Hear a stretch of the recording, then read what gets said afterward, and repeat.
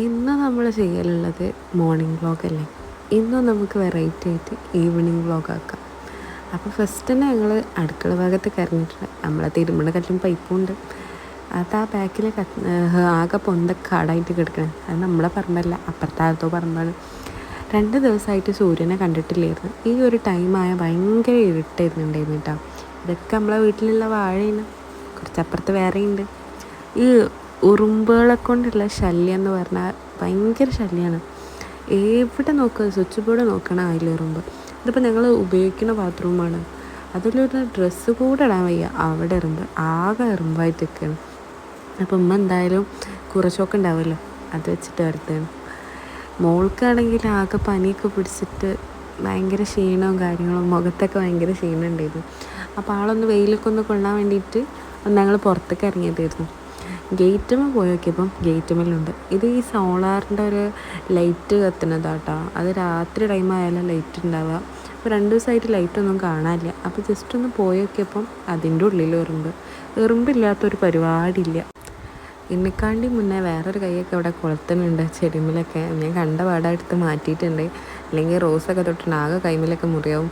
ഇതൊക്കെ ആകെ കച്ചറാക്കി എടുക്കണേ. എന്തൊക്കെ ചെടികളിലൊന്നും പിടിക്കണില്ല, ഭയങ്കര അസുഖങ്ങളൊക്കെ ചെടികൾക്ക് വരാൻ.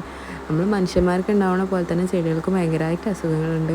തെച്ചികളൊക്കെ ആകെ പോയിട്ടുണ്ട്. അപ്പം അമ്മ പറയുകയാണ് അതൊക്കെ റെഡിയായി വരണുള്ളൂ.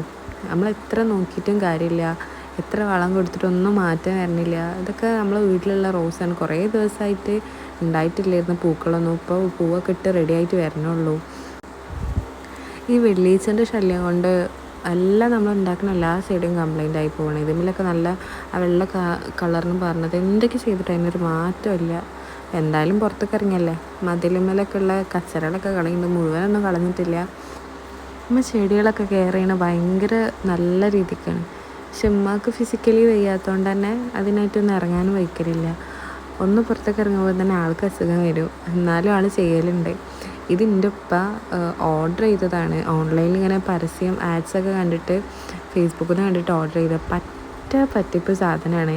വെറുതെ നമ്മൾ ഉപയോഗിക്കാൻ തന്നെ പറ്റണില്ല. അത് കണ്ടില്ലേ, അതിൽ തന്നെ നോക്കി ഒരു പുല്ലും കൂടെ പറ്റണില്ല.